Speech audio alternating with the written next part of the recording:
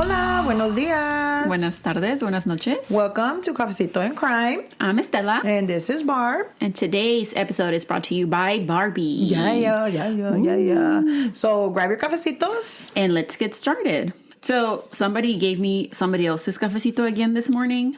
But it wasn't her. But it wasn't me. No, this time it wasn't her. My husband went to go pick up coffee from our... Besides that, Merry Christmas, everybody. Merry Christmas. Celebrate. Yes. Happy holidays. Happy holidays. But my husband went to go get coffee with one of the gift cards that he got for Christmas. So then he went... Oh, the one from the White Elephant? From the White Elephant, yeah. He stole it? Yeah, he stole it. Oh, I didn't realize that. Okay, anyway, so, go on. the next thing you know, I guess they had put all of them in the same, cup holder. And they all said my name on it. And so he just grabbed it thinking that they were all ours, even though... I mean, there was one extra coffee, but whatever. And guess what? It was an extra coffee for someone, and Estela got coffee this morning. Yeah. It was kind of weird. That was weird. I don't know, Rebecca. Sorry, Rebecca. I got somebody's Rebecca. She got decaf, so I had to add double shots because... We've been a little tired these few days. I'm tired. You know, we had a really good time. My sister was here and she just left. Shout out to my sister. Vanessa couldn't join us. I'm sorry. She couldn't join us. We had a lot going on. Her fans are disappointed. Very. The two that she has, according to her. Yeah. She even told my dad last night, I have to go because my fans are waiting for me. I was like, wow. We were supposed to record last night, but it was too late by the time they made it back, and it was going to be too long. Asleep, yeah. But anyway, so hopefully next time. Yeah, hopefully next time. And thank you for everyone that's listening.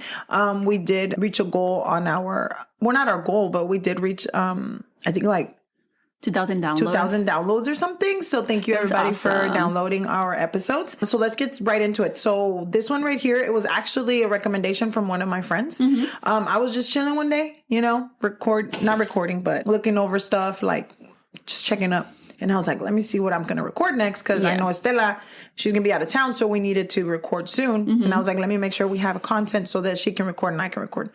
And so then my bestie, Nicole, shout out to Nicole. She's like, hey, have you heard of this case? And I was like, no. So then she's like, yeah, apparently she went to school with this girl. Oh, really? So that was kind of amazing. So let me get started. Today we're going to be discussing the case. It's an amazing case. I went down the rabbit hole. It was crazy how much, there was a lot of information about it, but how much there was much information that was so different. So I kind of had to go back and make sure that I was everything's accurate. That it was accurate. Yeah. So we're going to be speaking about Jennifer Schuett. So Jennifer Schuett, we're actually going to stay in our state today. Texas. But not only our state, we're staying in our city. Oh, Houston. Yes. Okay. Not really Houston, but it was in Dickinson. Okay. So the burbs. So in the burbs, yeah. So it took place in Dickinson. So there was not a lot of fun facts about Dickinson because it's very small. Mm-hmm. But one of the fun facts about Dickinson was that at one point it was called the Garden of Galveston County. And the reason was because it was known as the strawberry capital of the world. Really? Yeah. So if you, I don't know if you know, but Pasadena, Texas, has a big strawberry festival. Yeah. And Pasadena's not far from, it's not close to Dickinson, but it's not far. It's not far. They're all I know you and Tina used to take the girls, when they were younger, right? Dude, HEB would make the biggest strawberry shortcake. Really? Yes, it was crazy. It was so cool. One year we went with one of my cousins, Priscilla. I don't know if she listens, but hi to Priscilla. And we went one year and we had a good time. They had a little carnival and stuff. It was fun. And you can get on tractors. On tractors and stuff, yeah. So anyway, that's what happens when you're from Texas. Mm-hmm. Yeehaw. So anyway, yeah. So it was known as that. So there was a lot more information, but most of them were there was a railroad that was leading to Galveston, and that's what they used to fight the Civil War. It was just weird, and I was like, it was history, historical and stuff. So anyway, I thought that was pretty cool that they were known as the capital strawberry, and I love strawberries, so strawberry capital of the world. So on a hot summer night of August 10th of 1990, Jennifer Schuett had just finished her second grade year. And her mom, Elaine, lived in a downstairs apartment in Dickinson. Mm-hmm. So according to what I saw, there wasn't a lot of apartments, but her apartment was the one that was facing the street downstairs. Okay. So Elaine and her mother were actually the only two in the apartment because Jennifer's dad, unfortunately, was in and out of jail. Excuse me. It's because I'm a little nasally. The apartments were not the best apartments at the time, but Elaine, that's what she could afford to help out. Actually not help out, but, to have a place for her and her daughter to live. It seemed like Elaine was trying to move out of the apartment. She was looking into a house that was close to Elaine's parents' house. They were very close to her parents. So they were trying to find an apartment or a house somewhere there. I heard I'm not sure if it was correct, but I had read up on some information about how around the time that this happened, Elaine had just looked into a little house that was a foreclosure. So it was kind of like a fixer-upper. So when they were out there, they were going to make a garden and all of these things. So when they were out there, Jennifer got bit by mosquitoes because, mosquito capital here. Yeah. So Jennifer would sleep. So they did get the house? That's what, I don't know if this is how accurate this is, but that's just from one of the sources that I read, that they said that they were going to get the house and that they were going back and forth and cleaning or whatever. Okay. Jennifer would sleep with her mom every night. Mm-hmm. There was not a night that she wouldn't sleep with her mom because she was afraid of the dark. How old was she? She was 8. Okay. Wait, hold on. Did I say 8? No, you just said she was in 2nd grade. She was in 2nd grade, so she was 8. And she didn't mind sleeping with her mom, or her mom didn't mind her sleeping with her. But that night of August the 10th, she was just very restless because the mosquitoes the mosquito bites were itching her. Yeah. So then she kept going, tossing and turning. And so then her mom is like, finally, after being in the bed or whatever, her mom said, hey, you really should go to your bed because I'm tired and I need to get up for work tomorrow. And Elaine told her, hey, please, I really have to get up. Can you just give me a rest? Go. And so then Jennifer got up from her bed and turned to tell her mom, because I love you, I will go and sleep in my own bed. Mm-hmm. So she walked down the hall and turned on her light. It was a big light bulb because she was scared of the dark, right? So she turned it on and then she started her reading. So just to kind of get her calm from sleeping alone and scared of the dark. So she turns on this light. And she said it was a big light bulb. So it kind of filled the room with light. And then she started reading her little books. And then she actually took out her money from her piggy bank to recount it. Como para cansarse, to get tired, The next thing you know, Jennifer woke up in the middle of the night. And she was in the arms of a man. Ooh. Yeah. So imagine, you go to sleep, that's cansada, you're tossing and turning because the mosquito bites, you wake up. And by this time, this man is carrying you. She was being carried like a baby. She did mention she was getting carried like a baby. Even though she was 8, she was very, very, very small. She was very small. She was very tiny. She was only around 45 pounds. So the person or the guy. Is that normal? I don't know what an 8-year-old should weigh. My son is 7 and he's almost 100. So that's very tiny. So anyway, when she's petite. She's very petite and very she wasn't big. So even though Jennifer did try to scream, she feels the man just cover her mouth and her nose at the same time. And he was, at this point, now running towards his car. What the fuck? So then he puts Jennifer in the car with him, right? And he told her, it's okay. Everything's going to be fine. I'm an undercover cop. Right? To an 8-year-old. To an 8-year-old. Y cuando... an 8-year-old would believe that, right? I don't know. Yeah. I mean, you're thinking... Si alguien te dice, I'm an undercover cop, wouldn't you think okay... I guess obviously, you're half asleep. Yeah. That made sense. But she was kind of confused of why se la había llevado, right? So then he drove off with her. But this was when she kind of was I don't think this is right. Porque la puso en su lap. La sentó en sus piernas and was driving with her in his lap. So I don't know if he was doing that to not let her drive, get off or whatever. Para que no se bajara, or for her not to run away or try to run away. I'm sorry. So... he puts her in there, and so la tiene sentada en su lap, y he's driving. And so Jennifer was screaming for her mommy and stuff, and he's like, just calm down. It's going to be okay. We're going to go find your mommy. But in Jennifer's mind at this point, she's like, wait a minute, why am I sitting in somebody's lap driving? So she kind of connected that. But then she said that she was poor little Jennifer. I felt like every time I would read this, even though I had already read it, every time I would just want to cry every time. Because she was so scared she pee-peed herself. Mm-hmm. She tinkled. Yeah. He then threw her, because she pee-peed herself, on the passenger side of the car. What a asshole. Pinche viejo. She said that she remembers driving past her grandparents' house. She said that they drove past the house and into a parking lot and parked in her elementary school. Okay? Mm-hmm. So then, while they were there, as any 8-year-old, you start asking questions, right? And my son asks fucking miles de questions every 5 minutes. So she remembers saying, okay, I was taught in school that I was supposed to trust the police because they were the good guys, right? Pero she also knew that they had to carry a gun and a badge. So le preguntó, hey, so you're a police officer. Okay, where's your badge? And he says, I don't have it with me right now. So then he told her, it's okay. We'll wait for your mom to get here so she can pick you up. Whenever the sun comes up, she's going to come and pick you up from here. Right now, en este momento, están parked at her elementary school. And so then she remembers about how he was drinking, how he smelled like smoke and all of these things, like cigarettes? Right? Yeah, like cigarettes, excuse me. And so the man kept offering her candy. And she knew that she was not supposed to accept candy from strangers. So, I mean, para esto yo creo ya se despertó. And she's kind of like, hey, something's not right. Yeah. So she kept refusing the candy. And he's like, no. She's like, I'm not going to take it. So after a while, he's like, hey, your mom is not coming for you. No va a llegar. Vámonos de aquí. So he drove her off into a dead-end gravel road. She also asked where his gun was. And he told her, it's in the back seat. So while the time that she's like, okay, I want to look at it. Because by this time, she's like, I'm not believing your ass. Yeah. So she goes over to lean in the back seat to see where the gun is. And when she leans over, he attacks her. He was holding a knife to her neck. And he was asking her if she was scared of him, if he was scaring her. And are you scared? Le decía, are you scared? Am I scaring you? The fuck? Yeah.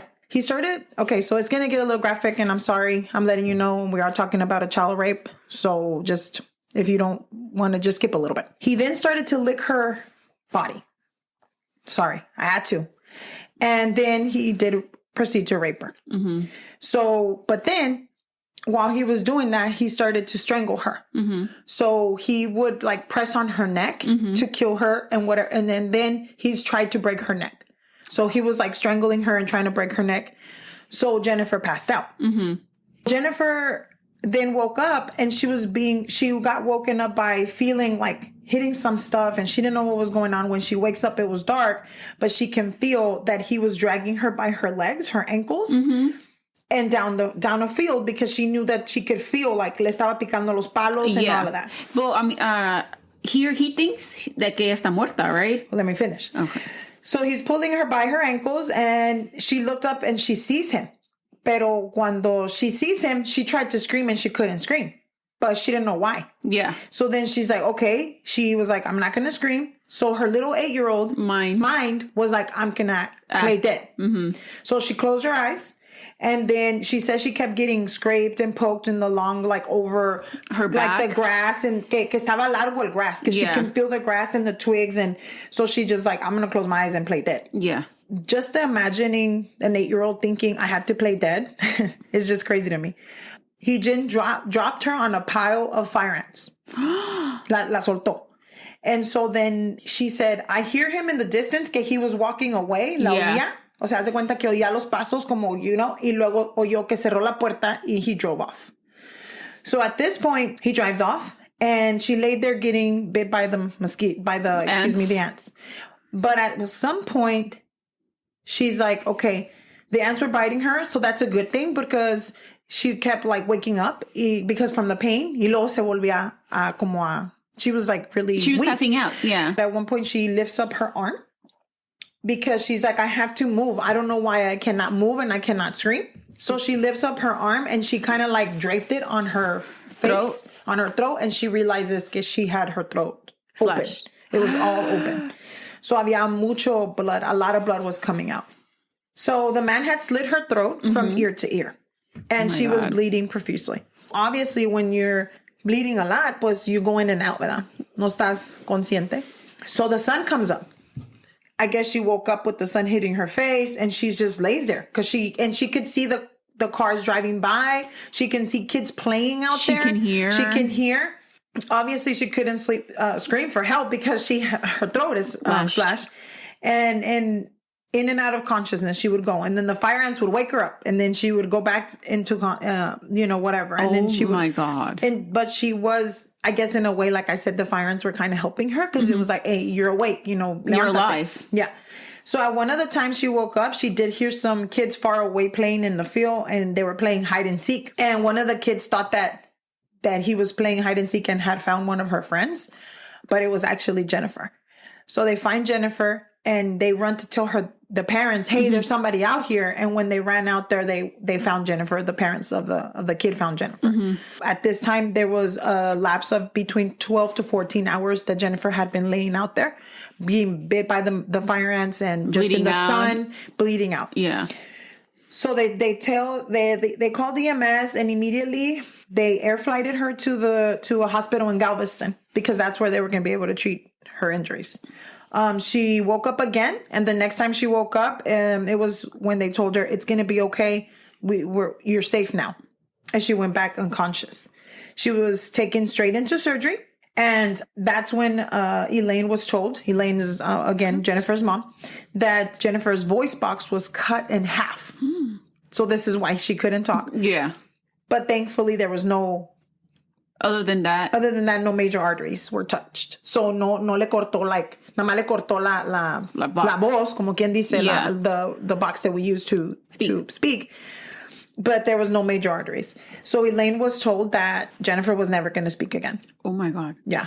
A quick question. When did she notice that her daughter wasn't there? So there was a lot of speculation, because they say that in the morning, like, she called the police immediately. Nada más se levantó to go to work and stuff. Yeah. She noticed that the little girl was gone. So she called police immediately. That's what I heard. And she did, I think there were like, I guess like some people had talked to her, whatever, afterwards, and she was interviewed, and she was saying that she just walked in and she didn't see her, and she started calling everybody and everything. So she did move immediately. Like, she was like, oh my God, this is my life. She even said, she's my life. Like, I needed her. I needed to find out where she was. So she found out immediately. And so then after that, she was like, okay, she's not going to talk. She's not going to be able to speak again. So Elaine was... and I bet just thinking, okay, but no va a poder hablar, but at least she's alive. Yeah, exactly. But then they also gave Elaine the information that her child would never be able to carry or deliver a child naturally from the extensive damage of the rape that was caused to her. So she was never going to be able to have children. Oh my God. I'm sure you're going to get into it, but I'm not going to ask. So just go ahead. Thank you. So then when Jennifer was out of surgery and in recovery, she was having a hard time with the male doctors. So anybody that was male, she was not letting them touch her. And not only that, but any officers that were male, she was like, no, don't touch me, whatever. She wouldn't let them come near her. And so then the officers would have to stand outside her room because they couldn't go inside of her room, and only female officers or doctors or nurses. Yeah. Obviously they didn't know why. I mean, she couldn't tell them what was going on. At one point, they were saying that she actually punched or kicked one of the male officers because she was so scared of him that she just reacted, and she was like, no, I want you out of here. Yeah. So there was a specific nurse that was at the doctor that would actually care for her and was caring for her, and she stayed there until Jennifer left. Aww. Because she was so attached. She's to her. Like, I see my children in her, and I know that this could happen to anybody. So she was there, and when she found out what was going to happen to her, she couldn't have children. She was like devastated. Yeah. So the only thing with Jennifer was that she was eager to give them information. Yeah. Like, she was like, she wanted to talk to them, whatever. So then the police was like, well, we need the information, right? So when she was in recovery, the officers would stand outside of the room, but then they would feed papers and questions to her mom so that she can write down what she had seen or what had happened. Now, let me tell you something about this girl. She remembered absolutely everything, Aww. Estela. She remembered everything. I'm telling you, she described the clothes that she was wearing. She described told them that he was a white male in his 30s and that he looked greasy. She described that he had a scar in his forehead. Les dijo dónde estaba. Like, she described them, everything that had happened. And I actually wanted to show Estela because I have pictures of, this is what she would write, these notes. Aww. Let me see. So she would write notes. That's what she was wearing. Yeah. Let me show you the next one. It says here, I guess this is what she was wearing, and it says, I was asleep. A man opened the window and grabbed me. Yes, and or grab me, shut up on the other side. So I'm guessing they were asking her what he said or, whatever. And then in this one, he was wearing glasses. He was, I guess. With her little handwriting. And then right here you can see that they were like, I guess, translating it to whoever. But he said, look, black mustache right here, black mustache in 30s. Young 30s. Yeah. So then after that, she said sharp, brown knife, that's pocket knife. And then in this one, he says he told them, this is when she tells them, he told them that he was a police officer, that he was an undercover cop. Yeah. So then that's when they're like, oh, that makes sense. That's why. Big gun. He said, I don't have my gun or badge right now. Pobrecita. Let's take a quick break. Persons of Interest is back, and it's bigger than ever. That scream will echo in my head for many years. Taser! Taser! Taser!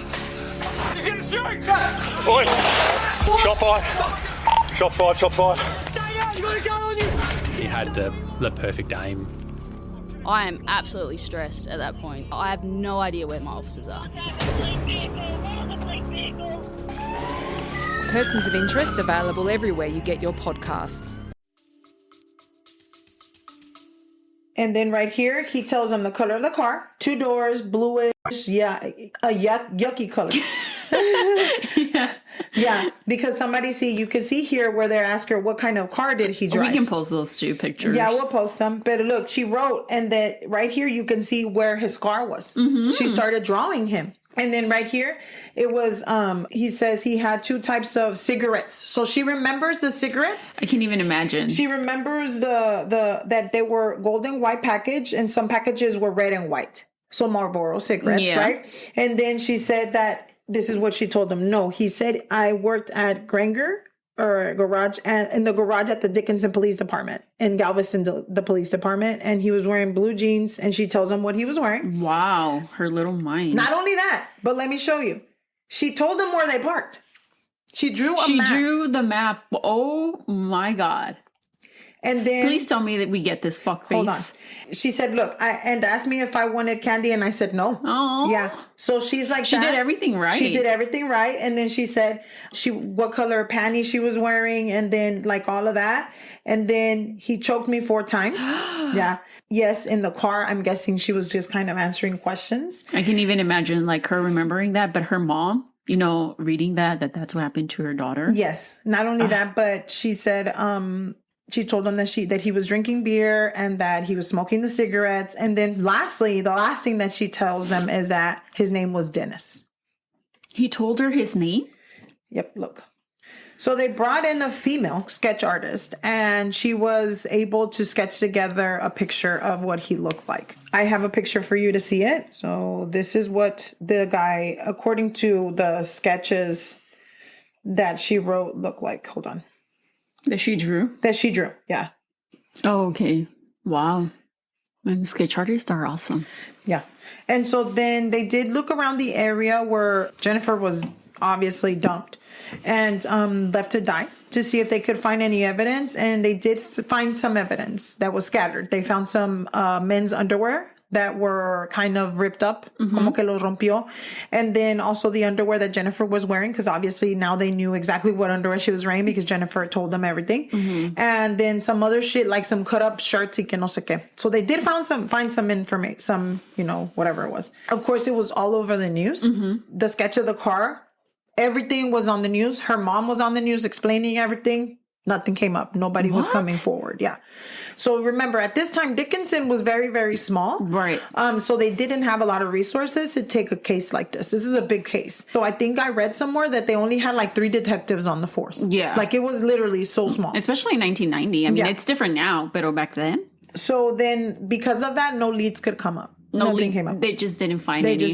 Anything. Came in. No tips came in. So whenever they did test the clothes that they did find, the DNA was so small that they couldn't read the information that they had back then, they couldn't read it. So there was nothing that they could go by, right?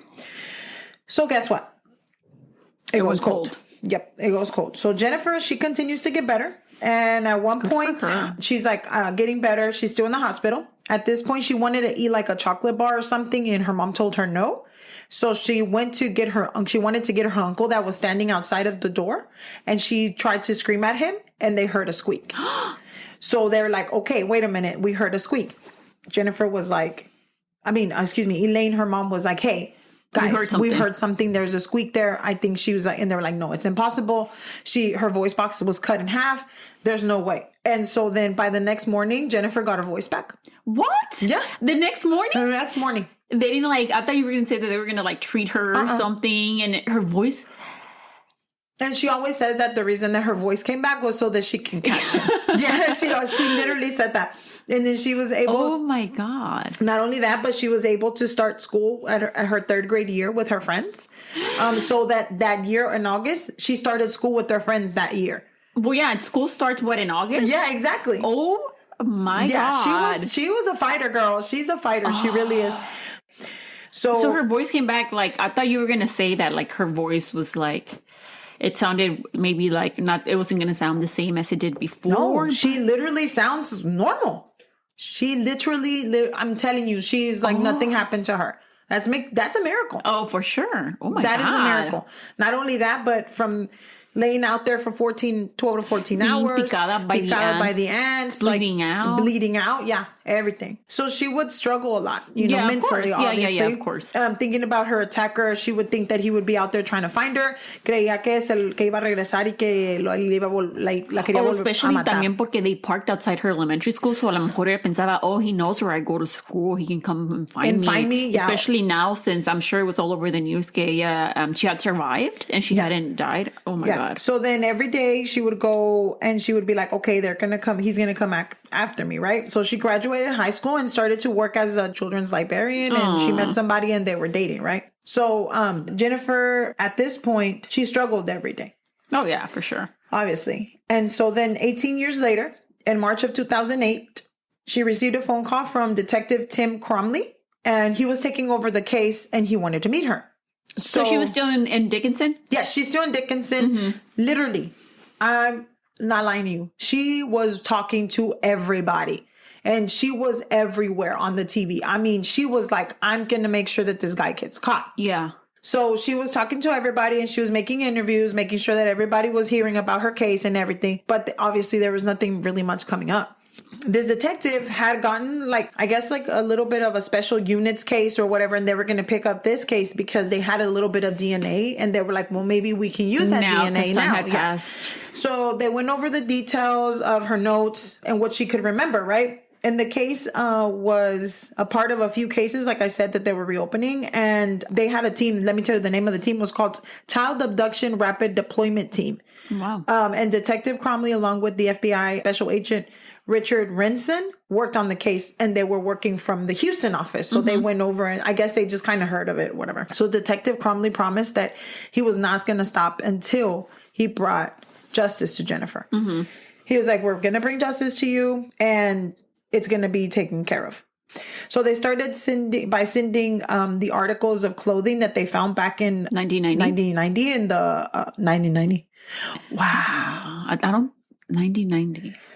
I don't think we'll be here by then. No, I hope not. I'm going to poof. Right there with you. Yeah. So then right now they're sending it off to the lab and to see if they could have any hits, right? So things did change in 18 years. The DNA was then ran through the CODIS and they had a hit. And it took them about a year to get the DNA results back, but they got a hit from that DNA results. And that DNA belonged to a man by the name of, guess what? Dennis. You're a fucking dumbass. Earl Bradford, that lived in Little Rock, Arkansas, and he was a 40-year-old welder. 40-year-old in 2008. In 2008. Yep. So he was in his early... He was young. Yeah.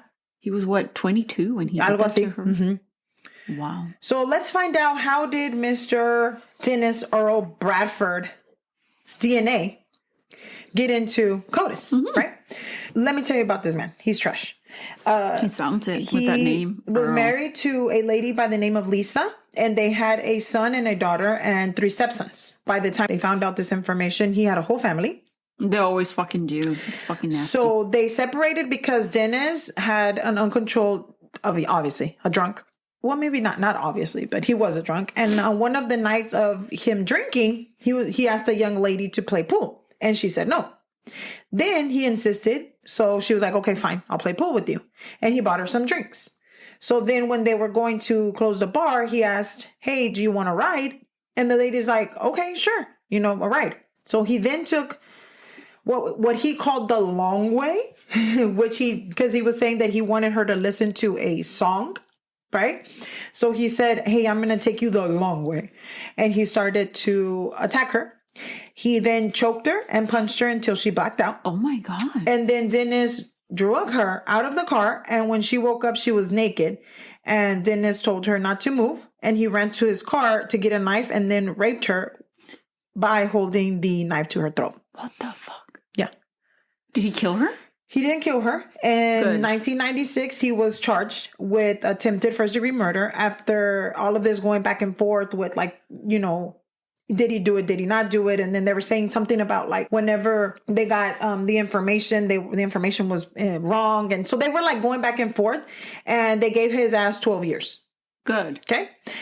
He was ordered to give a DNA sample. And that's how it ended up in the CODIS. But guess what? This motherfucker only served 3 of the 12 years. Not even fucking half. Nope. He only served 3.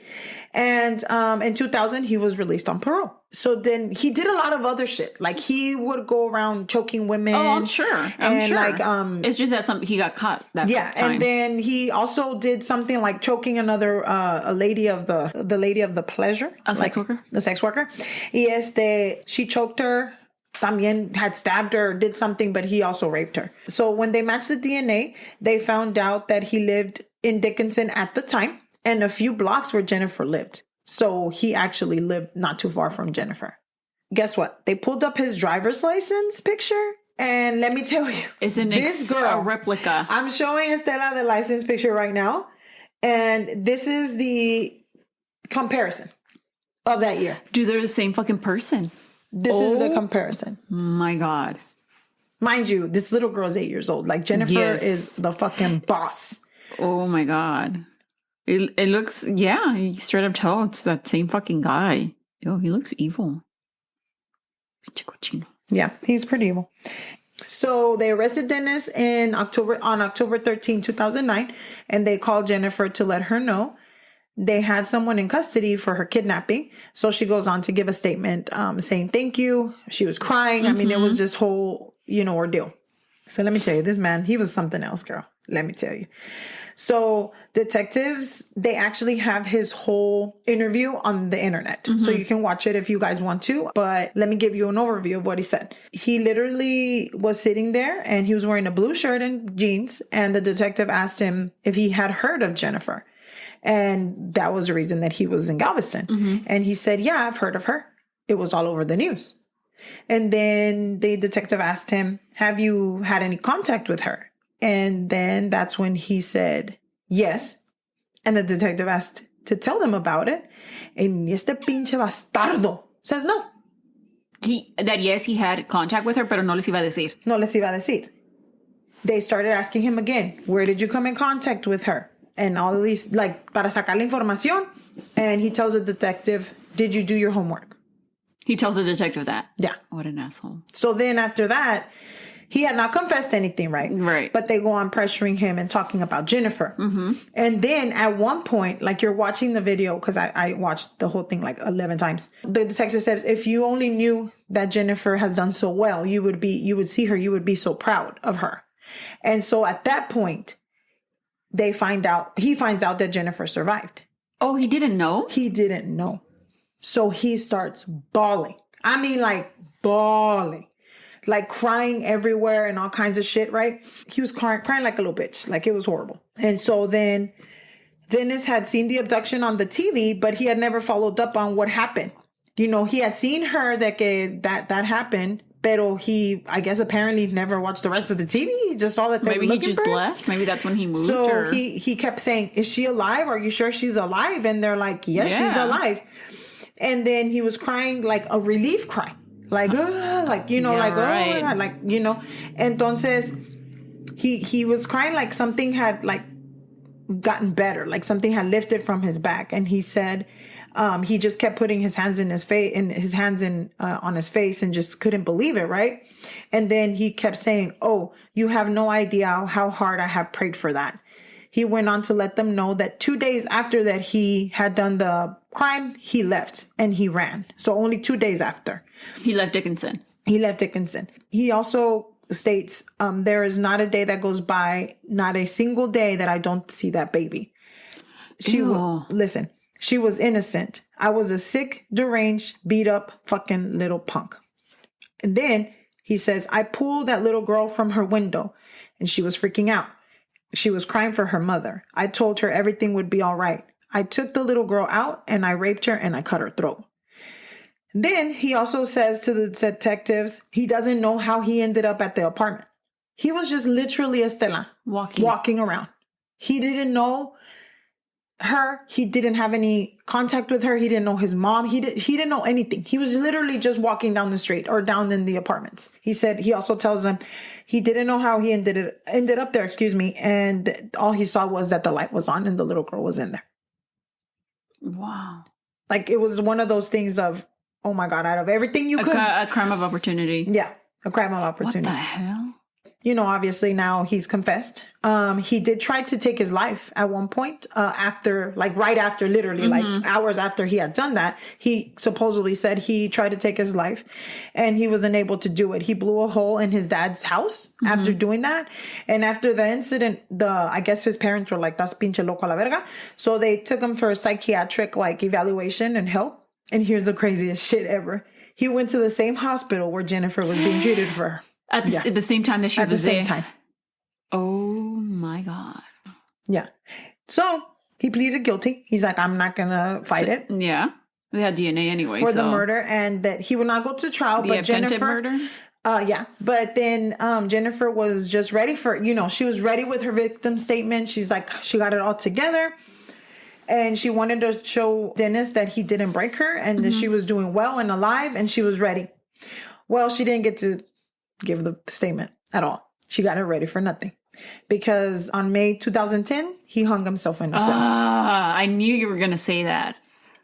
He couldn't fucking face her. He couldn't face her. Bitch. Yeah. Fucking bitch. Cockroach. And he hung himself using the sheets from the bed that was there. So I heard somewhere else, but I don't know if it's true. I never heard Jennifer say it, pero that she did at one point ask them, please don't let him kill himself. And that's exactly what she was ready to face him. She was ready. And they were going to go on trial, or not trial, pero they were going to, I guess, give him his sentencing on August 10th, 20 years after his crime. Yeah. So she was so devastated.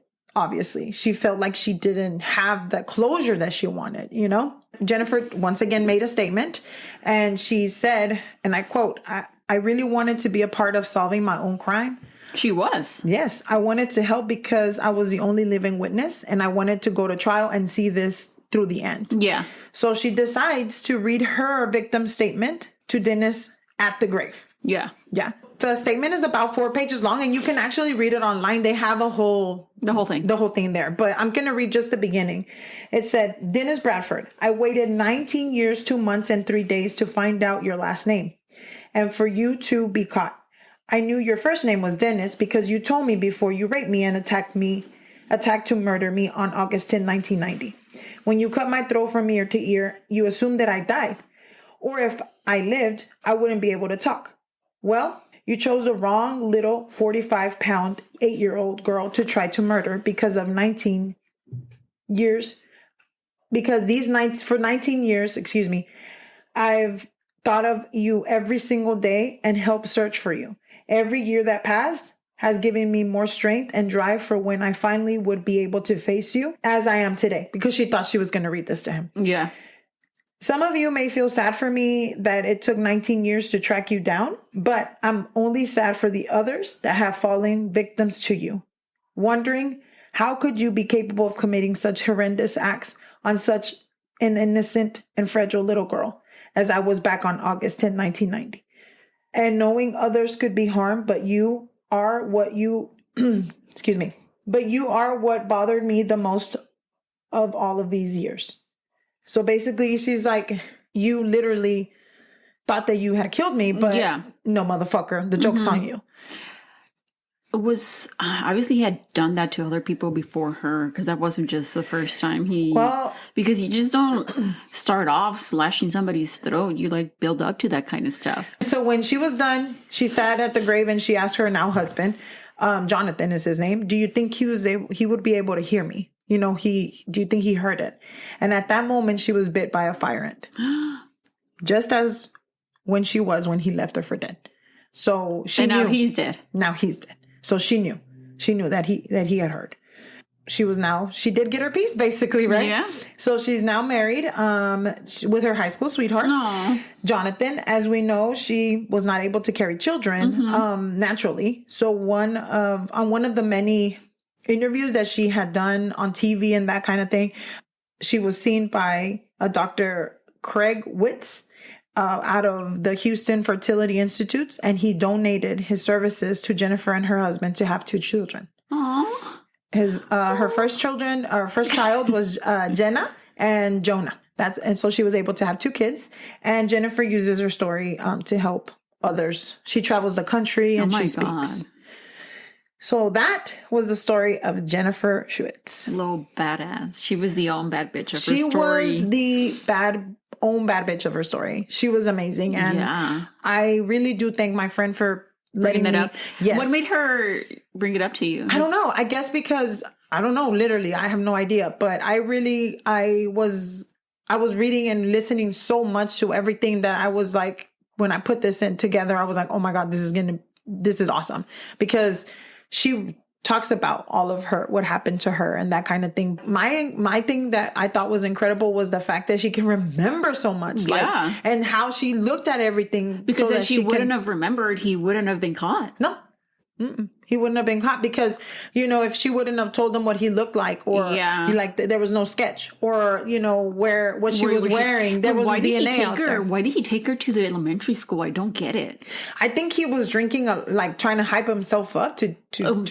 Yeah, that's true. Like, maybe he was like, what am I going to do with her? Why did I do that? And then he was just like, fuck it. Yeah, let me just do it. Yeah. And she says that he sat there and that he was like, look at the moon. And when the moon turns away, or when the sky turns color or something like that, her mom was gonna come. Her mom was gonna come. But why kill her? Oh, well, she did see him. She did see him, but I think she did. I think he did think she was gonna die because. Oh yeah, for sure. You just assumed. She gave him. He gave her his name, his actual name, because he's a fucking moron. But I'm sure he did it. He obviously didn't just do it just to Jennifer. I'm sure he did it to that other lady in 1996, no? Mm-hmm. And I'm sure he did it to a whole bunch of other people. There's no way that those are the only 2 people that he attacked and raped. There was a lot of people. You said he would try to strangle other ladies. Strangle them and stuff because his wife left them. So I think that after he moved to Arkansas, is it Arkansas? Yeah, it's Arkansas, Little Rock. He moved over there. He did get married, get with Lisa and everything. They had their children. But then after that, he just started going downhill with the drinking. And that's when he started doing all of this. But if it wasn't for that lady, going to the cops and thank God surviving, there wouldn't have been any DNA. Yeah, because that's how he... Yeah, that's how he managed to put his DNA. So I wonder if she was the only one that he tried to kill. No, the other ones, he strangled all of them. But they just never died. Oh, I forgot to tell you that when she did get to the hospital, this was so crazy to me because I can just imagine. When she got to the hospital and she woke up, her eyes were bloodshot red. Mm-hmm. And that was because of the pressure that he was putting to try to break her neck. Yeah. So I was just like, oh my God, I can't believe what she went through. He must have been too drunk. That's why he couldn't break her neck the right way. Thank God. Thank God. Yeah. But yeah. He was like, she said that I guess that the biggest thing was she was never going to have children, but she was able to have children. Yeah. That's awesome. Yeah. I'm so happy for her. Because things have, from 1990 to, 2000s, early, mid, yeah. So anyway, that was it, guys. Tell us what you think. Mm-hmm. I'm so sorry if it was kind of everywhere. I am I feel like my allergies are really bad, so I'm nasally. So I'm having trouble like catching my breath a little because I can't breathe very well. But I hope you guys like it. Let us know what you think. Thank you so much for everybody's support. And I guess we'll catch you in the next one. Bye.